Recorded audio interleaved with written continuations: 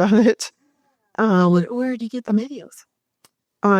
He has Hope Lives 365, but they're everywhere. Like they're all over Facebook and everywhere. But if you look on Hope Lives 365, you should find him. Or if you just go onto YouTube and put Mark Finley Rehab, you'll probably get him. He's famous. Yeah, he's famous for that. So he then was with the walker. Then now he's just with a cane. So he's doing okay. Well, poor T. I know, she put herself to ease. Yeah. Oh, yeah. Yeah. As I said, she broke her hip. She did, because it was at General Conference and she was walking and somebody asked her something. She was walking at the same time or something, and she fell and broke her hip. But his was more serious. That sounded. Yeah, it's a pretty bad break, but he should be okay. I keep reminding myself to pay attention. Right, exactly. I know.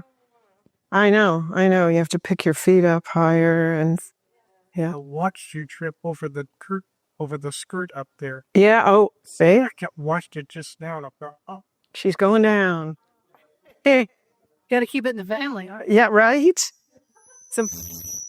Sorry.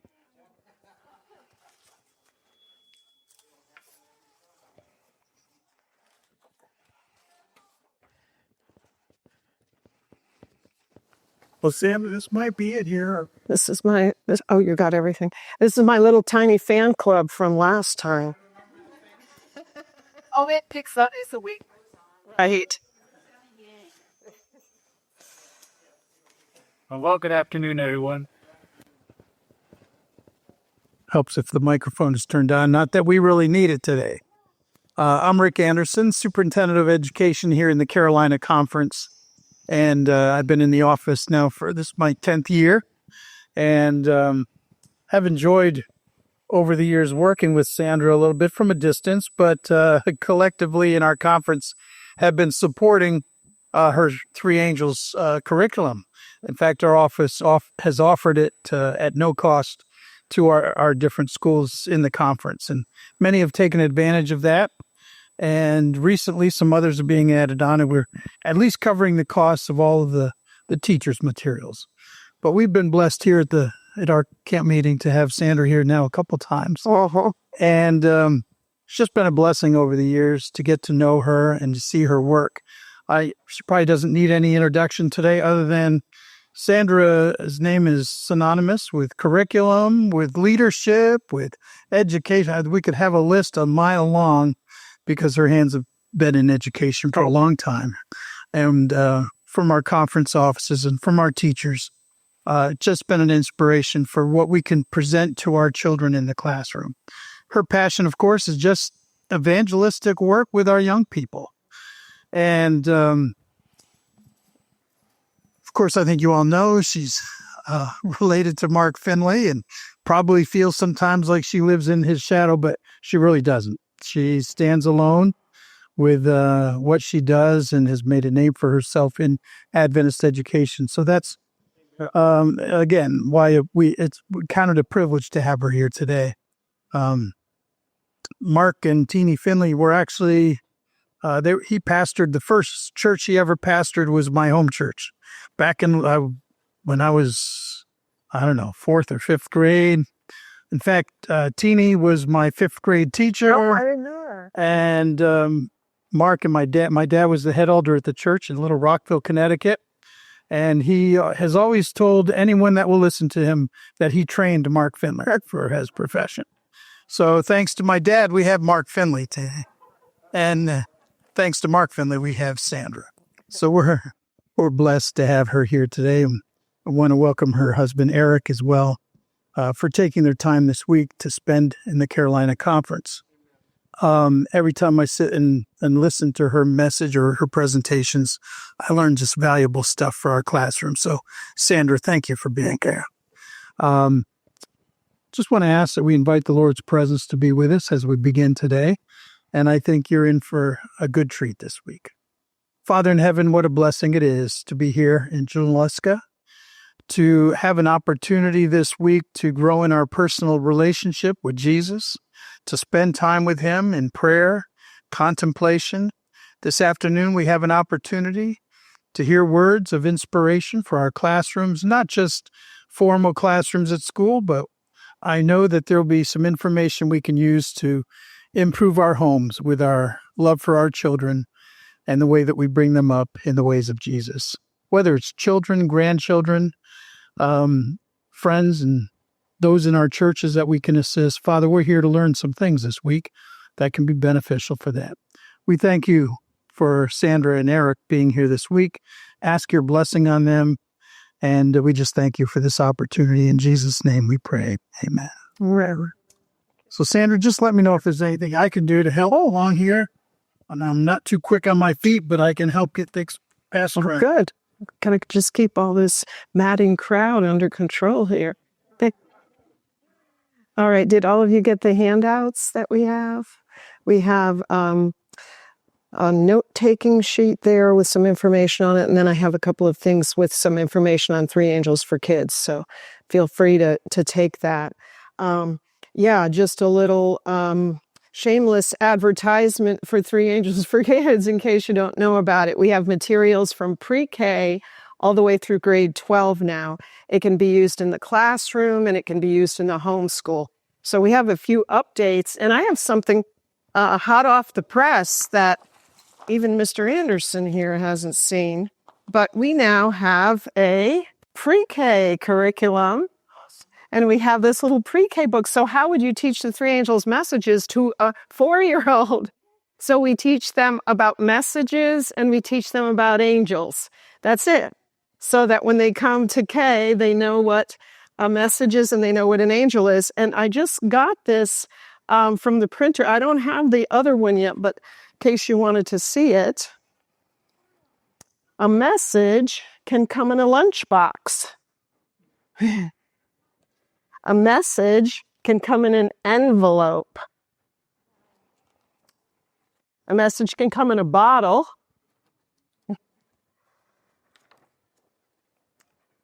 A message can come through a radio. And I have somebody that just started doing this, so that now they have to get the little pretend radios for their little 4-year-olds. A message can come through a phone. A message can come through a friend. A message can come from a mailboat. It's a different one. A message can come from a pigeon. A message can come from a dove. But the very best message of all comes from the heart of God. So that's our little pre-K book. And then we have a little message here on Meet the Team with a little plane. But anyway, so if you want to know anything else about Three Angels for Kids, let me know later and I'll tell you more. And I do have a card there with some QR codes. But what we're going to do today is very different than that. This is about how to teach, but not just teaching kids. This is for anybody. If you teach Sabbath school lesson, anything. So does anyone here teach a Sabbath school lesson? Any Sabbath school teacher? Okay. Sabbath school and the pre. Okay. There you go. Anybody teach kids? I certainly know you do. Anybody trying to teach somebody else something that doesn't want to listen? There's always that. But so I thought it would be good that we talk about some strategies so that you can engage your audience. And, even if you're speaking, let's say every seat in here was filled, you can still divide into small groups. And so we're going to be dividing into small groups continually today so that you can process and learn the information. So don't be shy, because it's not like you have to come up front, but you can be with people that you're comfortable with to try out these strategies. So I'm going to ask you, tell the person next to you, you two can tap each other, and maybe you three or something, you three. What's the whole point of a question? If you ask somebody a question, why do you ask somebody a question? What's the whole point of it? Get information. Yes.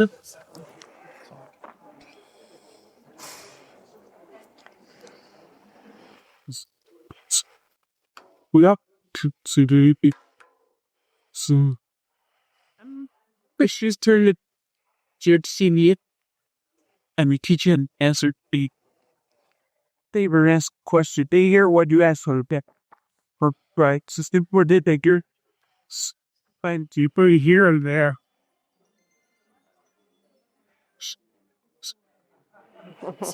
We're giving information. Okay. So why do you ask a question? Okay, getting information is one thing. For understanding. All right, trying to see if somebody else understands something. Encourage dialogue and multiple suggested answers. Yeah, getting somebody's perspective on something. Yeah. Come on in. We're just getting started. You just want to know what's going on. You just want what? We just want to know what's going on. Oh, yeah. Well, we want you to know what's going on. Come on in. We have some papers here. We want to make this so good that you're actually going to stay. You know, if you leave, I'm going to feel insulted. So you're committing now. So I wanted to know, why do people ask a question? What do you think? Why do people Find an answer? Okay. Why else? Why else does somebody... Thank you. Would I ask a question if I already have the answer that I want in my head? Yes, sir. Okay. Does that make sense to you that I'm continually asking a question? I'm trying to get you to say what's in my head. Well, sometimes you want them not to just reflect what you're thinking, but what they're thinking. Yeah. I tell you what, if I go to a Sabbath school class and there is a teacher and the only method is for that teacher to continually ask questions, and the people are like playing 20 questions and they're trying to raise their hand and get what's in the teacher's head. No, that's not it. And then somebody else, oh, I know, it was Methuselah. No. Oh, it was, okay, is that a genuine, authentic question? Okay, that's guess what I'm thinking. That's right. All right. So there's something that has to do with a question, that is curiosity. You ask a question because you're curious if it's an authentic question, okay? So, and you know, when I was working on my doctorate at Boston University, it was really interesting because there's this whole thing in academia about curiosity is this big scholarly thing. You have to be curious. And I remember we went all around the table in the first class I went to because we were supposed to be thinking what we want to do our research on. And everybody had to say what they were curious about. And people were passionate. They were curious. And one person said, I'm not curious about anything. And the whole class gasped like it was the worst thing it could have said. But when you're asking a question, if it's authentic, you're curious. You really do want to know what somebody thinks. You're not just playing school. So think about that when you're doing some kind of a presentation. So you see, I put this for you to make life easy so you could take notes. You want to engage your audience with genuine conversation. Sandra? Yes. One of the questions that I absolutely hate. Uh-huh. How are you? Right. People really don't want to know that. I tell people, if I ask you, I really want to know. Yeah. Right. You engage. Yeah. People often really want good information to make them feel better. We have a son who's very ill and has a very rare disease. And people will ask us, is he better now if he goes into the hospital? And they really want closure. They really don't want to hear how he's doing because it's unsettling to them. So you're right. All right. So if you want to take notes on slide 3, a class should be involved in giving and taking. When we're finished here, I shouldn't be the only one that's giving. You can give because you have stuff that I don't know about yet. You're going to help lead you're all going to help lead the class in here. So the class should not just be, I'm giving out to you, but you're all giving to me. And I remember some of you that came last time, I remember your perspectives and everything. It was good. All right, so if you want to fill that in, we're asking authentic questions. We're going to talk about that. And we're providing a forum for everybody to express themselves. So that's kind of what we're going to work on today. So what's an authentic question? If you already have the answer in your head, that's not authentic. That's not real. You're not curious. It's like you said, it's called guess what's in my head. If you want somebody to say what's in your head, that's not an authentic question. If you really are curious and you're prepared and you can handle the answer, okay. If there's, I think you brought that out, Rick, if there's unlimited possibilities for responses, that's authentic. Sandra? Mm-hmm. We were in a class in the last 6 months, and the teacher started out like that, and their only answer was in his head. And most of us realized, well, I know him, and that's aggravating. You know, if he didn't want to engage in what we were thinking, shut all the answers. It's frustrating. One of them early on, I said, Kurt, are you really looking for an answer, or is it one in your head? Boy. Because I've been him for years, and I thought, this is disgusting to come in, and he shifted gears. Oh, good for him. So he was open. And engaged us, but so wasn't intending to go that way. It didn't. Wow, but you helped him. Yeah. Oh, that's good. I like that. Yeah, so your new thoughts and ideas are embraced. You're not putting somebody down because they think differently from you. You're taking in what they have to say. Okay, so everybody got that. And we're going to get into some of this in a minute, actually doing this. But an authentic question is open-ended. What do we mean by open-ended? He's trying for his special. Yeah, it's open. It's not closed. Yes, Yeah. It's we're giving various perspectives. Okay, so a question starter might be, how do you feel about this? Have you ever experienced anything like this? Can you give an example from your own life? So we're actually going to do some of this. Now, let me just give an example just to make sure everybody gets a closed question. A closed-ended question is, what are the Hebrew names of Shadrach, Meshach, and Abednego?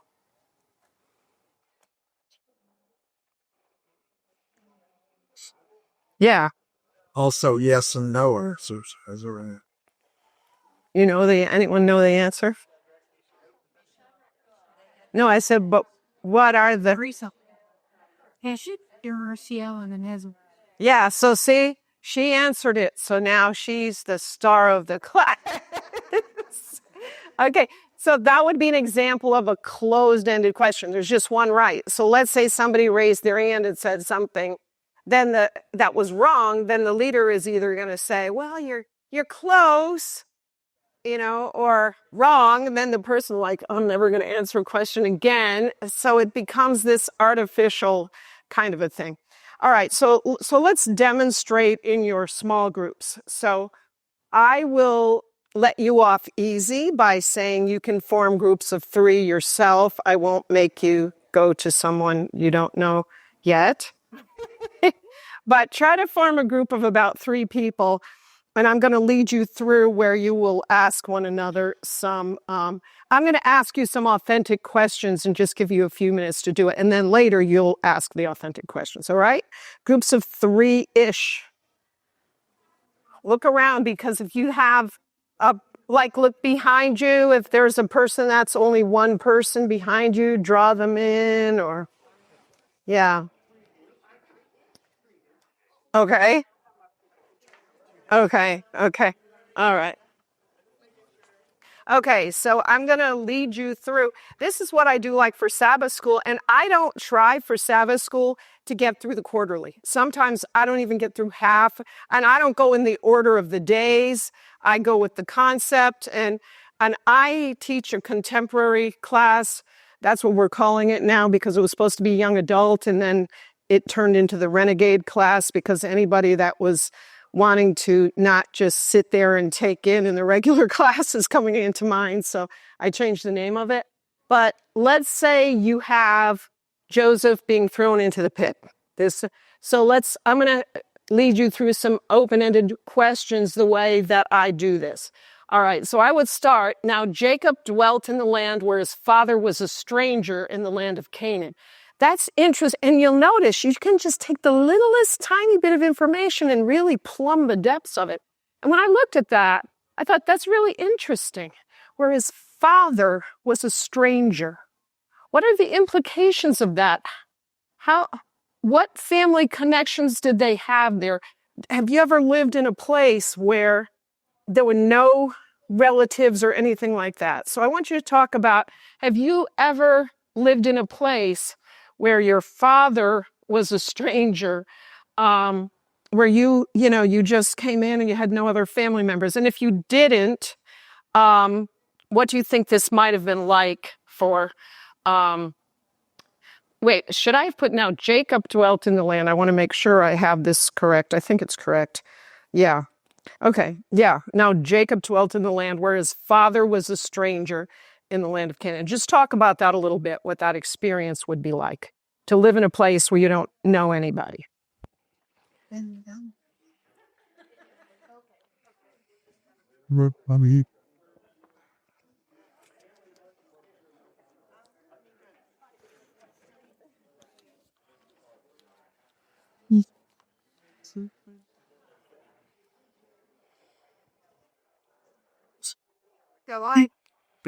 And that is what the frat. That's quite. It's almost what do you how it?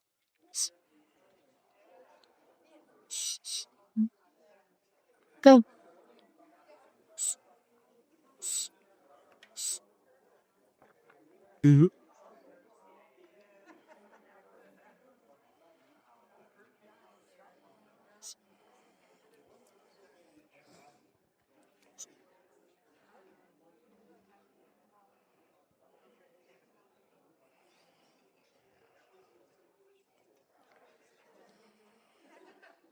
That's school. Let's go.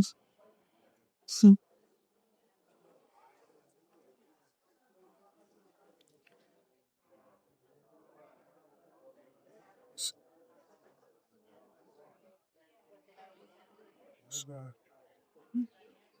see, Jerry doesn't give.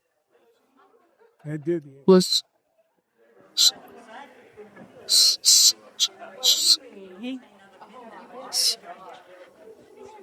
What that? Why did God kill Jacob's father? Why did he? Why do you think? I'll have to view the rest of this one. What do you think he's like? Just died of old. Okay. Okay.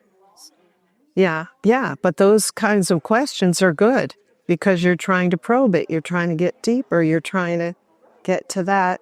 Yeah. Yeah. Yeah. You're on the right track. Gary. Well, we were. Okay. I'm going to give you a little countdown. 5, 4, 3, 2, 1. All right. Was that a little different experience than just what's the Hebrew names of Shadrach, Meshach, and Abednego? Okay, so that's one kind of question you can ask, is a personal question to get the person involved.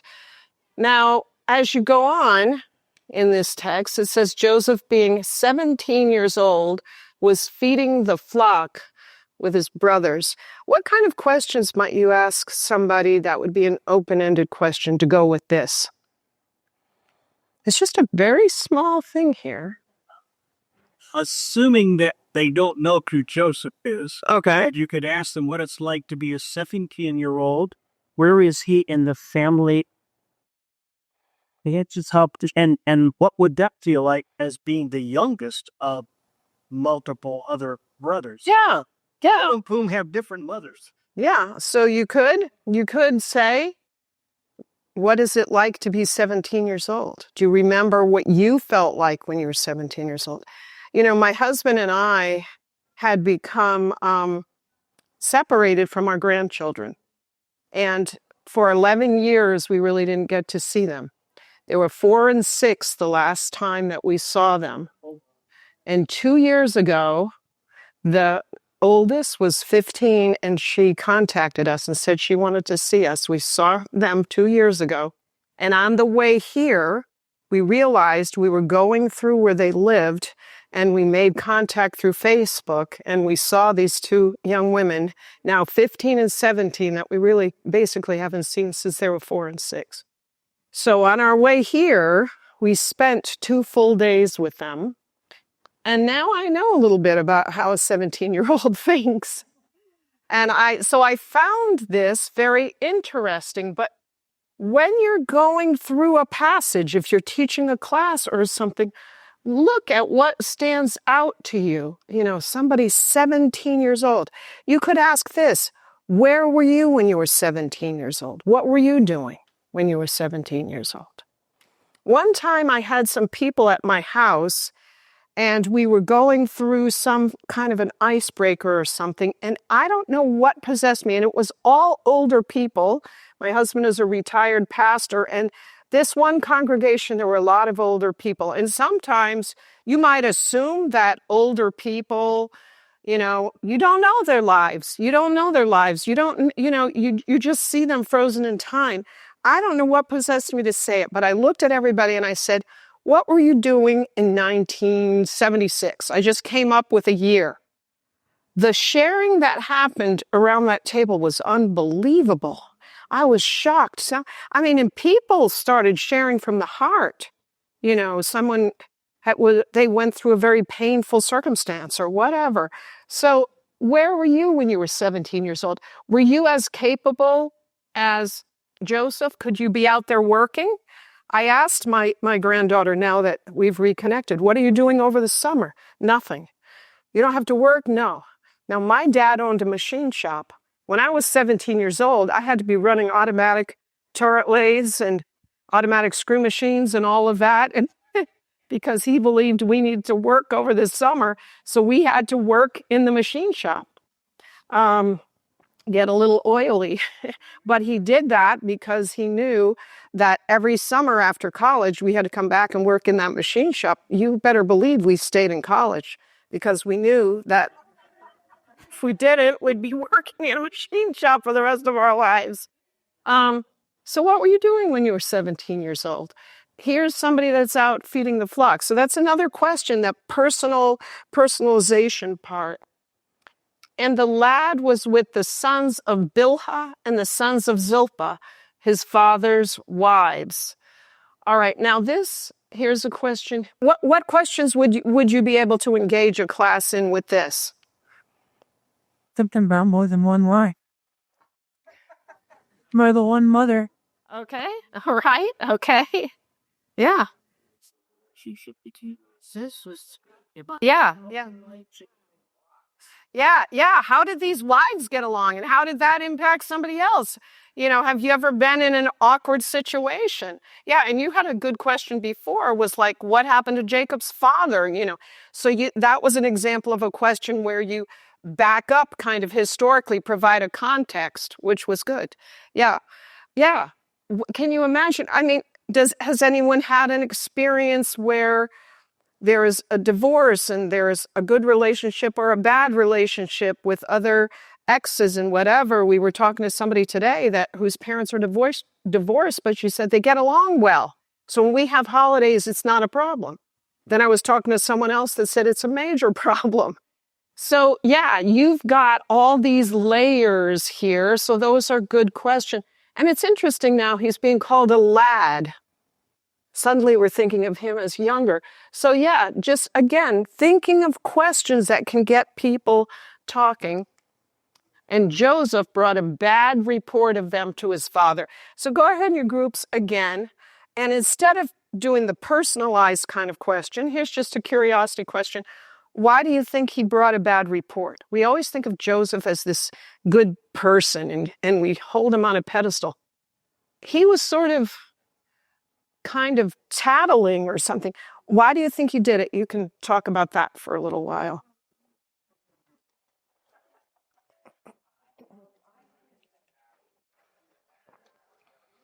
As this a bit just would How do you stop?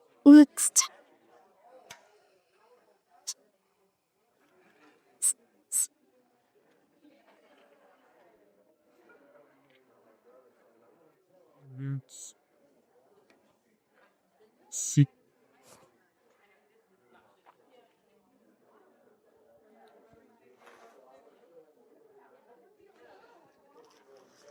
So, Becky, ako sa bitas. But is the time used is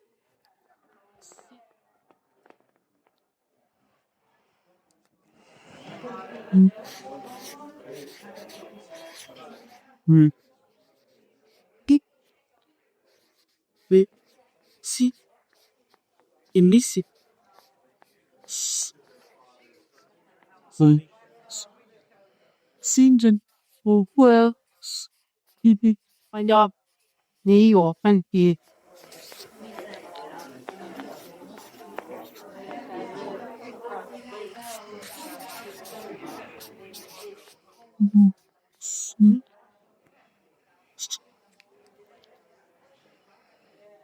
是，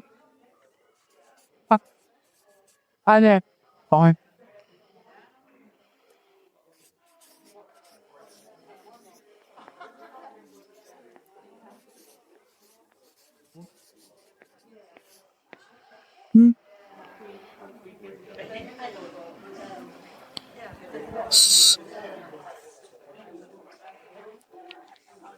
Easy, Joe.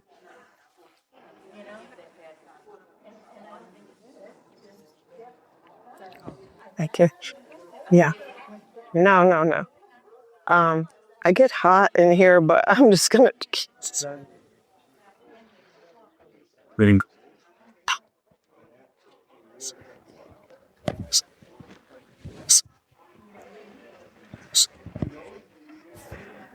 Oh.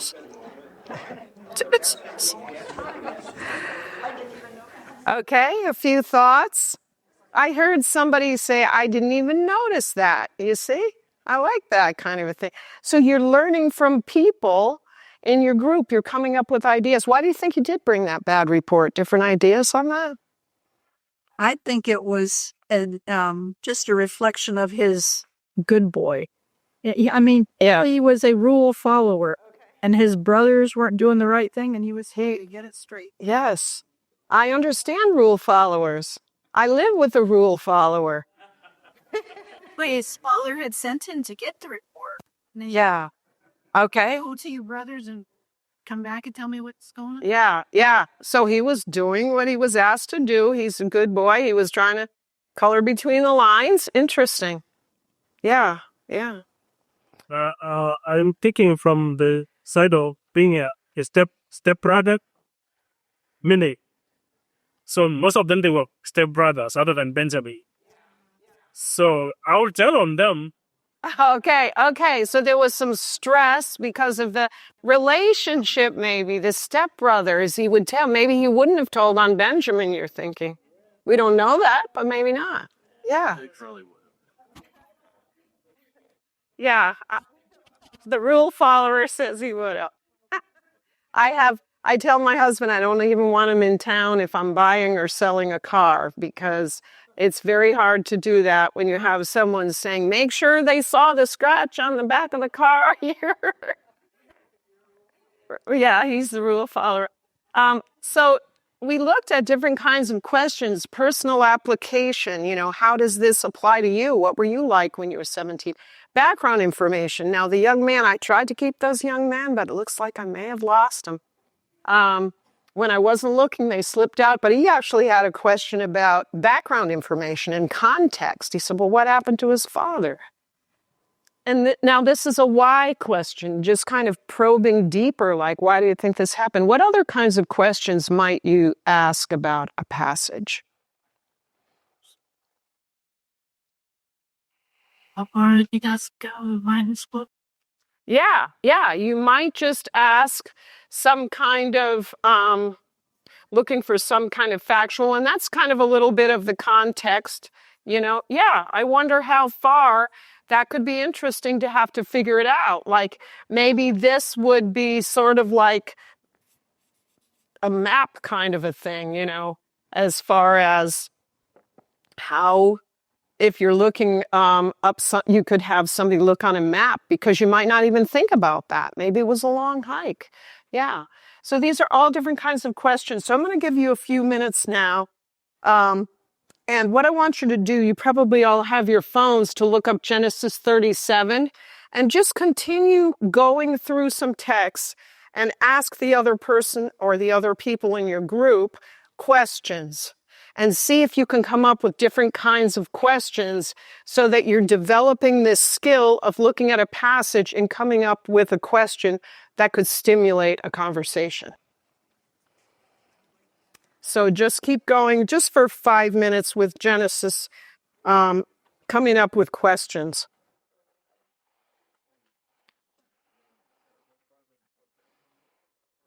Well, you lost your group partner, so you're going to... There's 2 people in the back. You go with them at the very back if you want.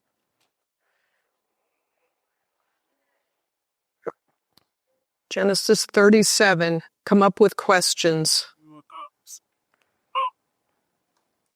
Give me bring my book. So it's but it's two and then the 2 birds.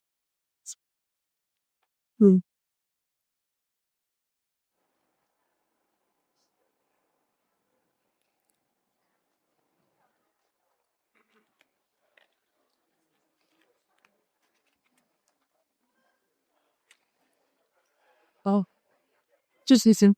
The Genesis 37 days. My days. 6 weeks. 6. Inks. 6. Hot. Need.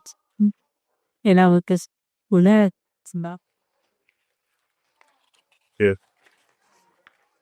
Then it's for you.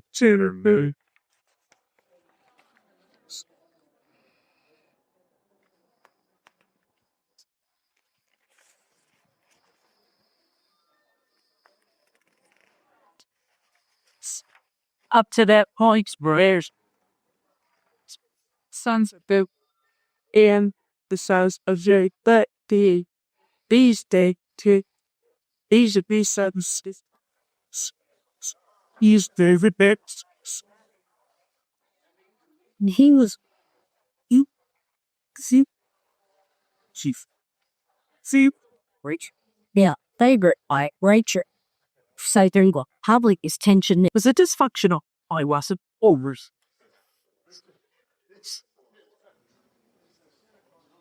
You guys doing okay back here? You doing okay? So you're wanting to ask different kinds of questions of the other people in your group, and you're practicing the skill of asking the questions. As you go through the passage, ask the other people in your group a question that comes to your mind. That would be more open-ended.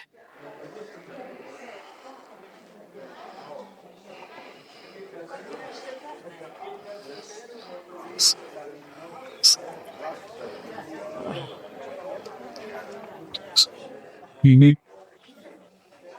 Right.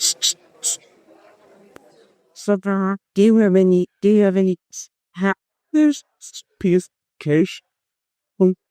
Sisters.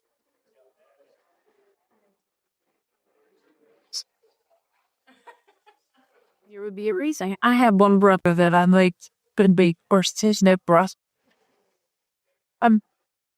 Yeah, and there could be even more caught with some more or but I did. I'm from a family of 5 kids. I think that's the issue. Who want the parents back to stay there? My brother, you eat. Who's here? That's that affecting family. Sweet. these change periods at typical big day.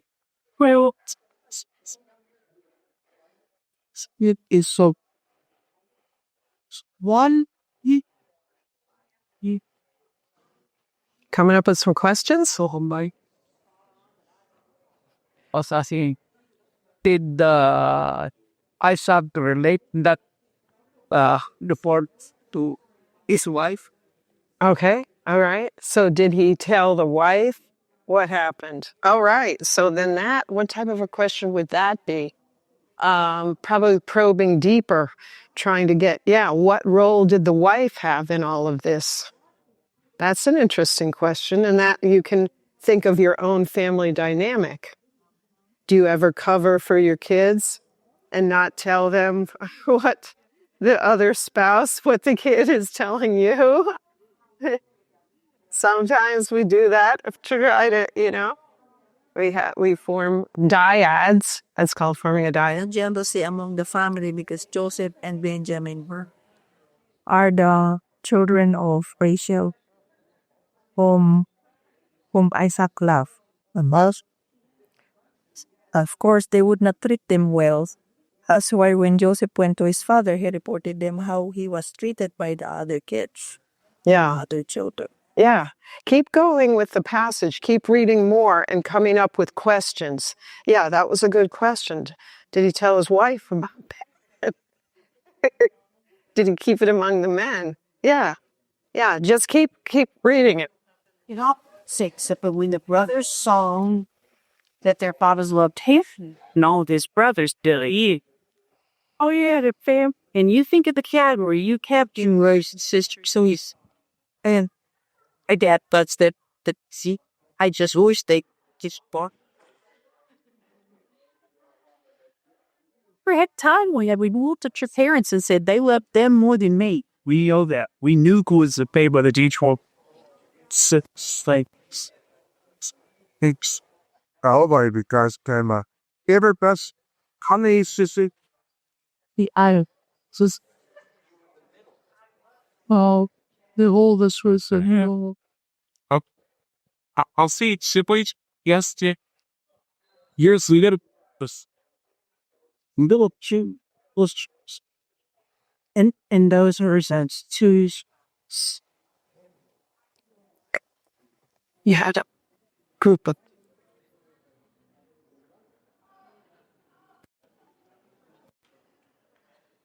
Yeah, you have more than their families, boy, and they were the young.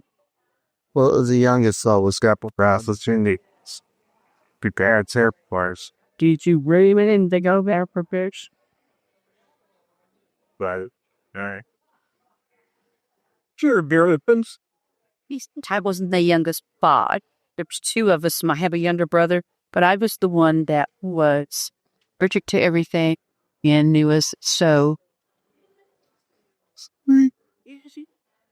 You were being up. You is Sec as my seat is eight. Great. As Steve.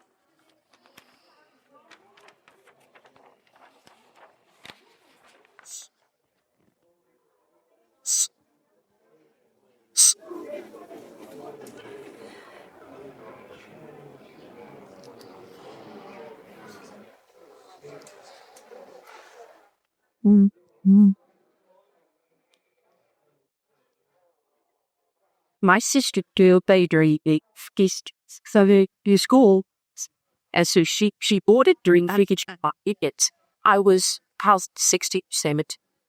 These are about the same size, and I would wear her clothes Monday through Thursday. I would wash them on Thursday evening in the back. Was it exactly where she happened? She never does like folks. She polished, and I did my nails with one color. She pat, and I did another color that she had on top. As she got on that weekend, and she grabbed my hand and she said, "I have a color like that." But yes, you do. It's both of them. See, I was that.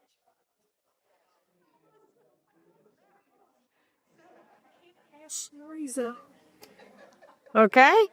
10, 9, 8, 7, 6, 5, 4, 3, 2, 1. Give me some of your questions.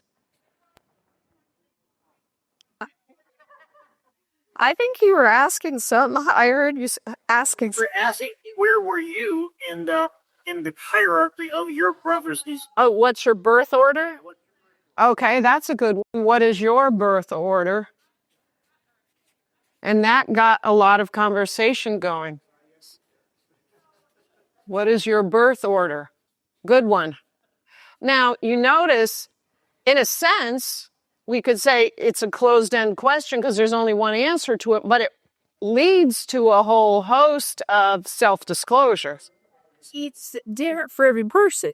So not just one answer, but I remember, 5 of 6. 3 of them were wrong. What was the consequence of That's where it opened up. Yeah, so it funneled right into what was your experience in that birth order. Yeah. What other questions did we have?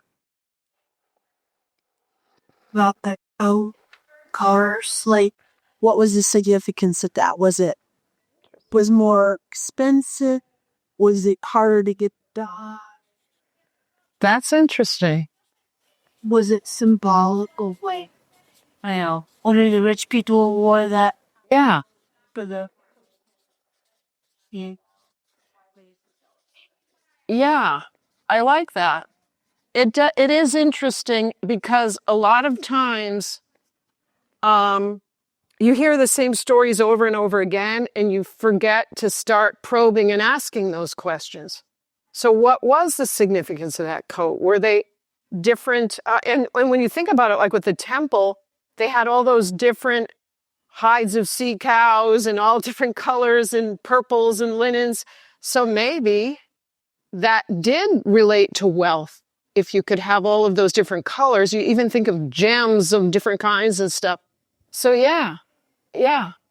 It certainly wasn't because he was patching something together with leftover things, but it is an interesting thing, a question I had never thought about, which comes back to the give and take. When you teach like this, you learn from the people in the class.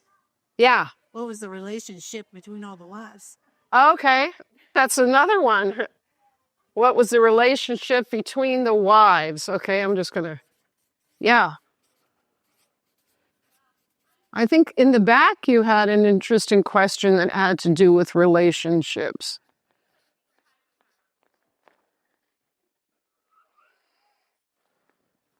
Yeah, I think you were asking when Joseph gave the bad report to his father, did the father share that with his wife? Which is an interesting question. Do you ever cover for a child when you're the husband or the wife? In the chapter there, it mentions that they were the sons of Bilhah and Zilpah, which were the sons of concubines and not full status wives. I wondered why was he just with them and not with the other full? Okay, so that wasn't all 12 of them. There's no real answer to it. Bible point out the concubines and call them by name. Interesting. Very few women's names are even called out in the Bible. That's true. And see, I wouldn't have even thought of that. And that's the question we ask here was, what's the story doing in the Bible? Oh, yeah, well, that's a nice broad one. What's the story even doing in there? Why tell this story? Yeah. Just once. Why do you think the sons of the concubines were acting out more than the legitimate children? Oh, okay. Why were the sons of the concubines acting out more than the legitimate children, right? I can't even get them all down. Yeah, that's an interesting question. Acting out. Yeah. Why is my handwriting getting worse and worse? I'm trying to rush. Why is this particular story in the Bible? That's interesting. Why is this even included? Yeah. So weren't the face one was what? Okay. Yes. What role did Greek have to play in the whole story? Wow. And you see, those kinds of questions could really begin to open people up and if people are willing to be vulnerable. So what role grief and story? Yeah. Yeah, it's funny. And, you can begin in a Sabbath school class or in a group to develop a sense of trust and vulnerability. And you can tell when new people come into the group that maybe aren't used to it. Like if you had a group and you were asking those kinds of questions, if you had established a sense of safety, you would have people talking about their own grief and how maybe that prompted them to do things or whatever. And I know in my class, I have that. And now I had a new person come in. And even though I wasn't doing the 20 questions, I can tell he's used to that kind of class because he keeps trying to get the right answer. And because I said, which is more difficult for you to show humility? Or who's harder to relate to? Because it was a story in the Bible about it was the lesson. Remember, we had a lesson on humility. I said, is it harder for you to relate to people who are above you in status or quotes unquote below you? Is it harder for you to relate? Are you trying to prove yourself more because somebody has a higher status, or are you Domineering. Yeah, a little domineering if someone is below you. Thank you. And this guy said, well, no, neither. I don't do either because that's not God's way. So I guess I had a perfect person in the class, but he didn't realize that we are, making ourselves a little vulnerable here. So that takes time. And that kind of a question, what role does grief play in this story? Wow. Could that connect with people if they're willing to be honest? Any other questions that people came up with?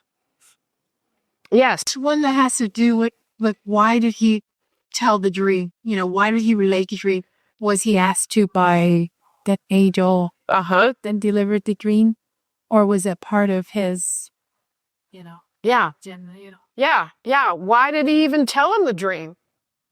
Yeah. And along with that, like, how did they automatically know what to be met? Was there somebody that made me like, oh, speak? Yeah. So you've got why questions, how questions, what questions. Now, if you were categorizing these questions, how would you categorize them? What is your birth order? What was the significance of the coat of many colors? What was the relationship between the wives? Why were the sons of the concubines acting out? Why is this particular story in the Bible? What role does grief play in the story? Why did he tell the dream? How did they know? Do you see these forming any kinds of categories? Well, some of them are open-ended. Yeah. Not all of them. Yeah, but there are many open-ended. Some of them are very psychological, probing kinds of questions. So think about the kinds of questions you ask when you're teaching a class. I've been asked to teach Sabbath school, whole group, for a very large church. When we had at Crest Memorial Church in Winter Park, Florida, they had the 200, or I don't know which, they were celebrating some birthday anyway. And it was a huge, it would be every seat filled and more in here, but you can still ask a question for Sabbath school and say, discuss it in your group. You don't have to get up there and preach another sermon. Yeah. Yes. Maybe a little bit off topic, costly. I was more as many, seems like Billy and Mike, I'm not sure, you seem to be teaching a lot of things. So I find that when I'm teaching, I'm looking for kind of that inductive type. So I've done study, and I'm trying to draw out the answers. Didn't ask a rest opening thing. Dude, it just moves so slow when it's something that I've kind of set as the goal. Yeah. Over that session. We move really slow. Yeah. But sometimes It's always my bad when I'm leading.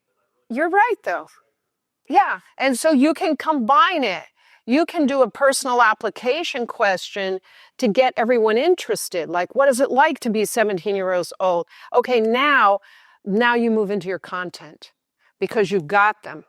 And they're all, so they're not just looking at this story with dry eye, it's just, wow, to be 17 or whatever their connecting point, then you can move into your content.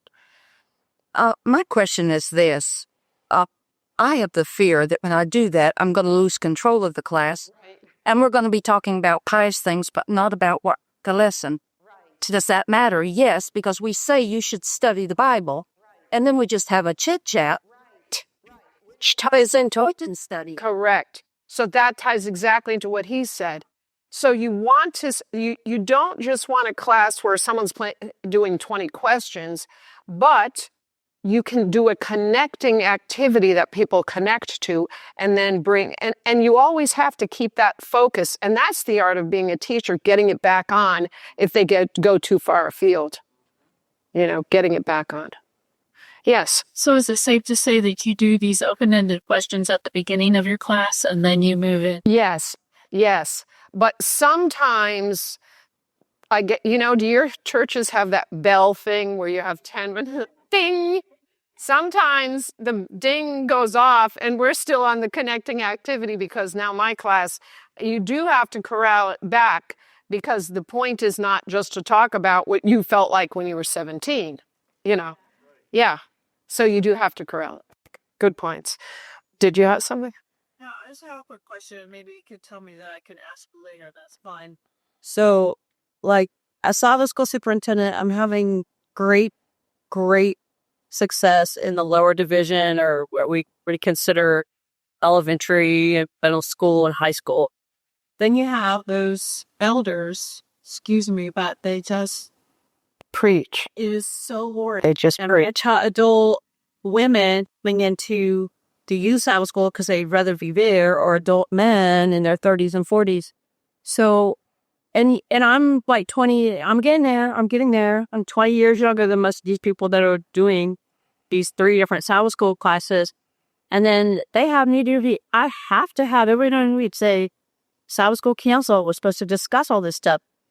How do I, as a younger person, say something like, this is great, but I can't get none of them to do this? Yeah, that, for our church, we had a little training where we went through some of these things. And sometimes you can, try to get together and have a little training of some kind. New wine and old wineskins. It's tricky. It's challenging, for sure. Yeah, so anyway, that's a little bit about the questioning. Now, I want to show you one other strategy. It's very similar to this, but it's got another, this is called read and say something. Now, instead of telling somebody you're going to read this particular text, you have to train the class to do this because otherwise they go back to doing it the old way. The person can decide how much they want to read. Now, again, the new person that came into my class, he just read like the whole thing. He really didn't quite get it. But anyway, I'm working on him. But because sometimes if you just say read a text, a Bible text might stop in the middle of information or, stop at a semicolon. So the reader decides how much they want to read. The reader stops when they're ready to say something. See, you can do this with the content part also. Others may respond to the reader's remarks, but the reader has the last word. Now, we're used to you read a text and then somebody else is raising their hand, or I think this. But no, read as much as you want, but when you stop, you make a comment. It doesn't have to be a long comment. You could just be, Joseph had a coat of many colors. I wonder if that meant that coat was worth more value. Somebody may say, yeah, that's interesting. Maybe it does. But then whoever started it has the last word. So you might say, I'm going to research that, let everybody know next week or whatever. But whoever did the reading has the last word. It's a very tiny twist, but it can add a lot of meaning to a class. So I'm going to have you do that with Acts 6. The first person, and I think, I know this could be painful, but I think I'm going to mix you up for this. So here we go. Number yourself from 1 to 3. 1. Are you doing it, Tiz? All right, 2. 3. 1. 2. And remember your number. No, 3. 3. Okay. I was. Okay, 1. Do I need to start over? Is everybody remembering their number? Okay, 1. 2. 3. 1. 2. 3. 1. 2. 3. 1. 2. 3. 1. Okay, this is crazy because I was trying to get 3 people, but that doesn't even make sense. We have to do it again anyway. Wait, how many people are in here? Because if you're counting by 3s, then there's going to be these ginormous groups.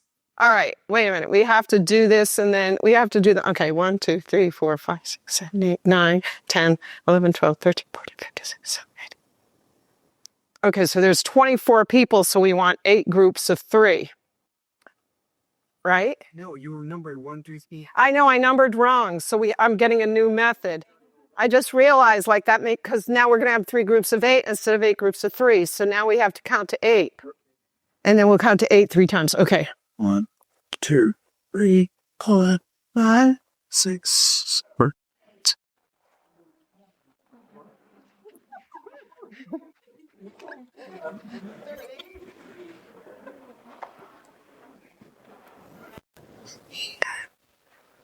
One, 2, 3, 4, 5. 6, 7, 8. All right. So if you are number 1, come and join my husband here. If you're a number 2, come and join this gentleman who came to my workshop last year, so I consider him part of my fan club. Yeah. If you're a 2, this is the 2s. You're the 3, 4s. I was 8. Okay, we'll get there. 5s, You 1. 6s, 7s, and 8s. So, okay. 1s, 2s, 3s, 4s, 5s, 6.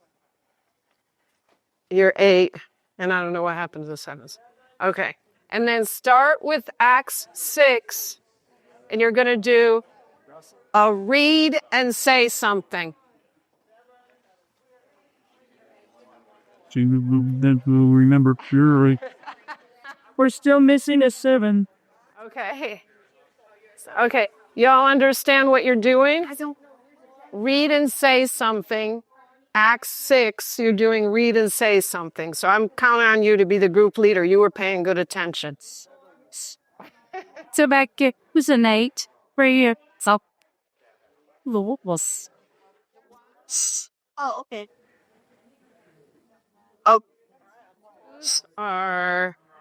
Okay, here's the 4s. The 2s are right here. The 1s are right there. Where are the phones? 1s, 2s. That's all I do. These are the 2s. All the versions, and then you choose this version.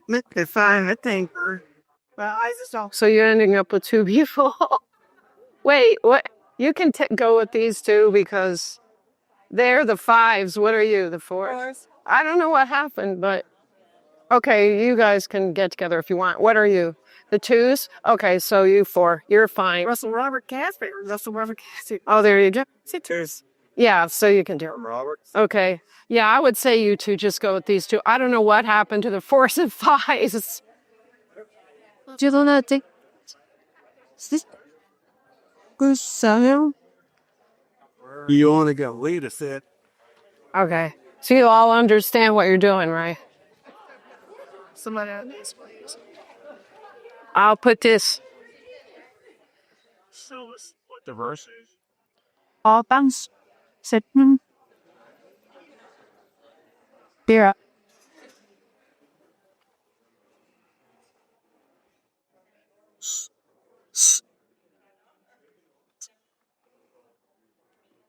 This is Daniel.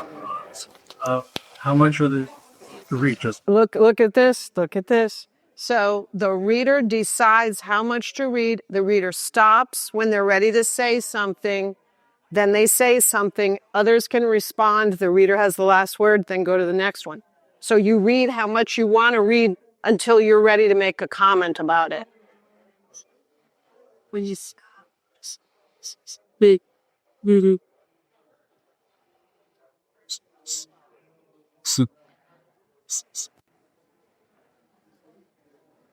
When you get because you can make.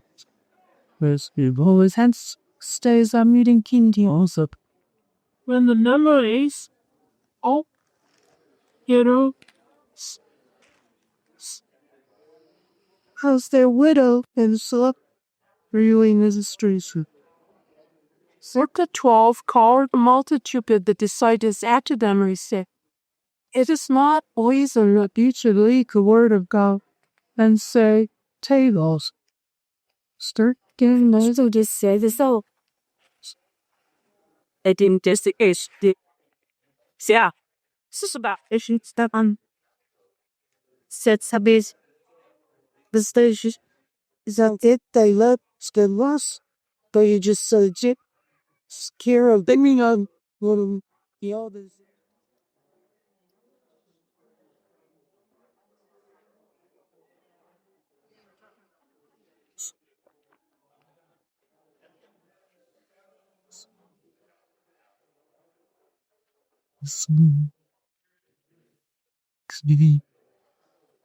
She's So other the signage is gathering themselves, you're gonna say, you that bar here. So press.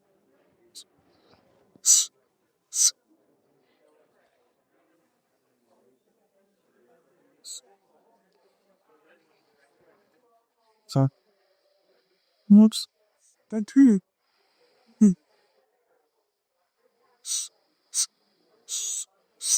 Yes, today is she's The paper tree always had their pain days. They were trying to say, They were trying to include other in the finish. It's like stop already what they were what their purpose was. So as the Jesus time to is very they also try to get the other middle conclusion will finish. So I diet but they also try to put other years so some purpose and really it's a certain minute that way that everyone is the just randomly.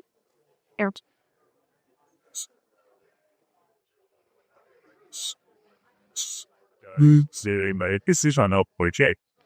You saw what they do in this area. It's was they knew what they were close says suspects. So that break down the particulars is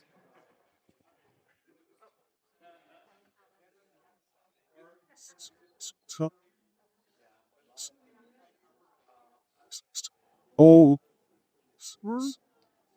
when he doesn't well good you see would speak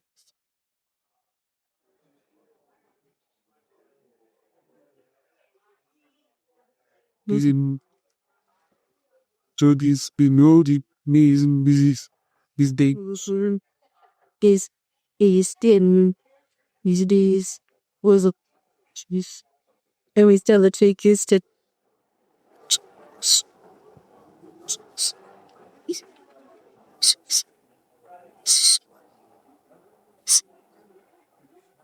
these derby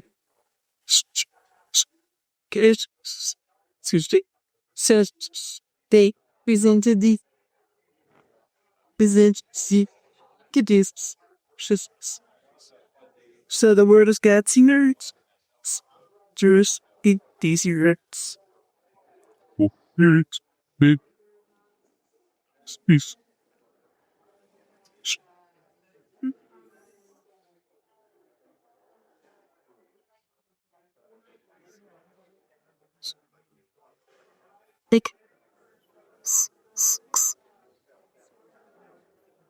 they can be inst.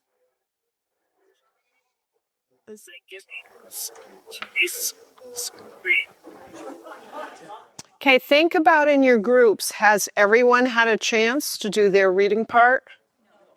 Okay, so then you always have to be aware too of that and keep making sure each person, because another part of this is so that everyone will get a chance.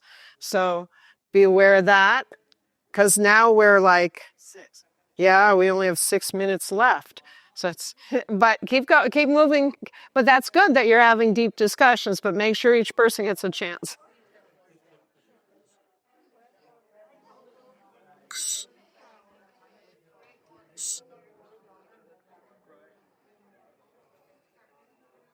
But we will give ourselves nearly rhythm. Wasn't it? Isn't was there then or is ignore turner protest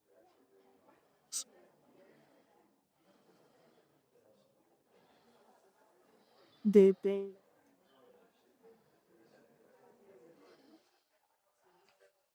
was silent plus see company. Never just was ill, but we give our some word. Doris sassy cheesecake.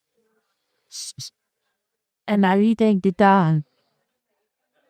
That is his a lot Sure, tran text on a conspiracy soup. A legend because it's service snare and the beetle big hole big hole. I am Bob with you to start on this and Wumpo. the big D. And I think this did the a bit more fun by having by was steeped so felt Because that was the issue that they bring. He says, she's got goodies. In the naughty of the days, he do hear this. Please.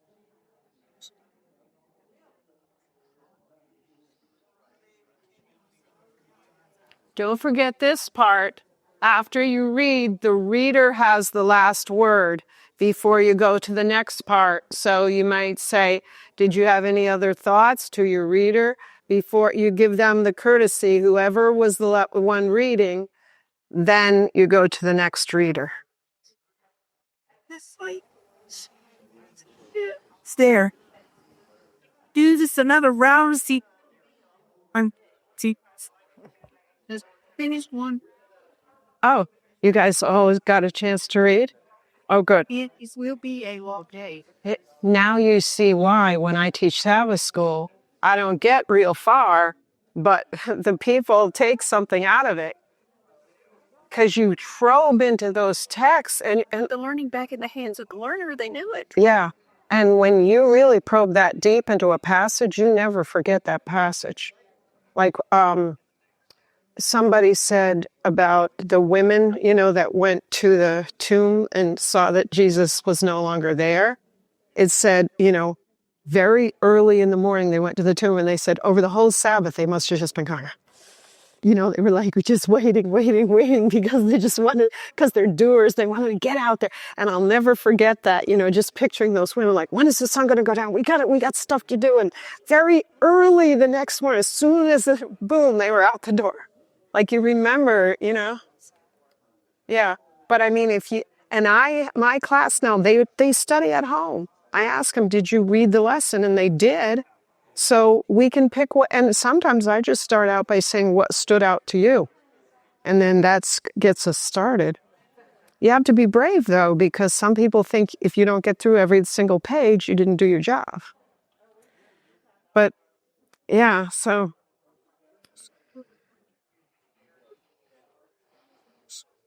by without look at that question.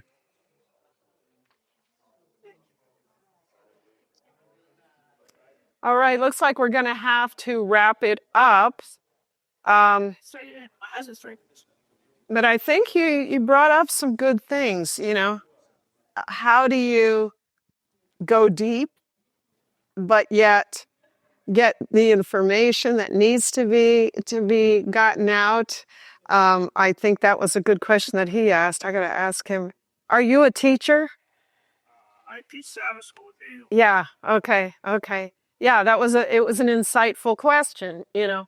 How do you if you have information that you want to get to people, how do you get the balance? But sometimes they say it's better to go a mile deep than an inch wide, because if you're trying so hard to cover every single last detail, it may not be something meaningful and lasting that's going to stay with people. I don't know. Another thing that I was happy about when I saw this read and say something is that some of you that were more quiet in the other groups had a chance to open up. And, you know, somebody may be very quiet, but they could be very, very insightful. And when you give them that chance, you're like, wow, there was a lot of stuff in that head. So, I think it's hard. The reader has the last word. And that's another way of drawing it back in, you know, and showing respect to that person that read and had that unique comment about it. So those are just some strategies, I think, for teaching that I really want to get across, that authentic question, so we can get past this guess what's in my head kind of teaching. Tomorrow, where it's reach every participant with big ideas, this is about thinking conceptually. This actually saved me, because I don't know anybody here, but it's a very big challenge for somebody to ask you to teach a 4-year-old, a 5-year-old about the three angels' message. It's a revelation. You know, if you want to take on the job of teaching a 5-year-old about the wrath of her fornication, God bless you. So I almost didn't take my position when I was asked to write curriculum for children on three angels' messages. But what saved me was conceptual thinking. And if you are working with people, even in your neighborhood, that don't share the same belief system as you, or if you're working with younger people, or if you're working with people that you're having an argument with, you have a different position on something, if you broaden out, you will eventually get to a conceptual level that's going to work, that you can agree on this concept. Let's say two people are arguing. Well, maybe they're arguing because they don't perceive it as being fair. Well, you just broaden it out. You both agree on the concept of fairness. So I want to show you tomorrow how thinking conceptually can save you and help you as a teacher and even as a negotiator. I mean, if you want to go in that direction. But thank you very much. You guys all did a great job. Everybody gets an A for today. Give yourselves a round of applause. Okay, thank you. I don't know, maybe I'm supposed to have a closing prayer. Okay. Yes, okay, let's stand for the closing prayer. I was thinking something seemed like it needed to happen now. So let's bow our heads.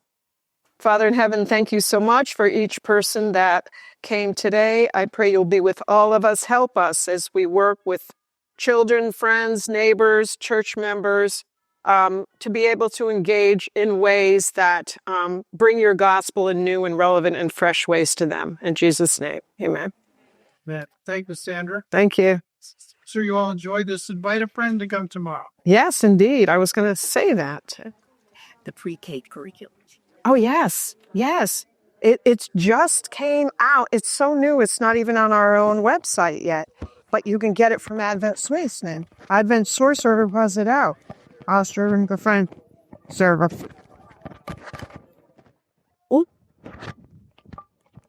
VKK.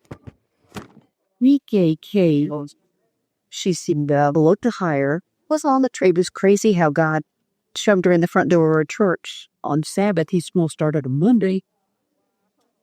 And I actually scooted these begin date for pre-take hey to Wednesday. So she had I don't, but or a week. Used to be. I had a good friend.